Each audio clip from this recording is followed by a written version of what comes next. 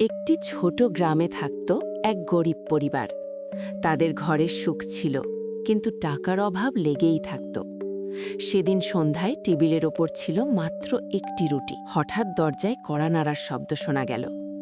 দরজা খুলতেই দেখা গেল এক ক্ষুধার্ত ভিক্ষুক। সে কাঁপা গলায় বলল, মা, সারাদিন কিছু খাইনি। গৃহকর্ত্রী মায়ের মুখে ফুটে উঠল মমতার হাসি। তিনি নিঃসংকোচে রুটিটা ভিক্ষুকের হাতে তুলে দিলেন।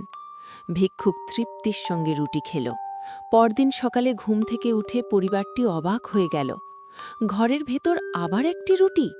তারা বুঝতে পারল না কিভাবে এলো, কিন্তু মন ভরে গেল কৃতজ্ঞতায়। পরের দিনও এলো আরেকজন ক্ষুধার্ত মানুষ। পরিবারটি এক মুহূর্তও ভাবল না, আবারও রুটিটা দিয়ে দিল। আর প্রতিবারেই পরদিন ঘরে ফিরে আসত একটি নতুন রুটি। দিনের পর দিন এভাবেই চলতে লাগল। অভাব রইল, কিন্তু ক্ষুধা রইল না। দয়ার আলোয় ভরে উঠল ছোট্ট ঘরটি।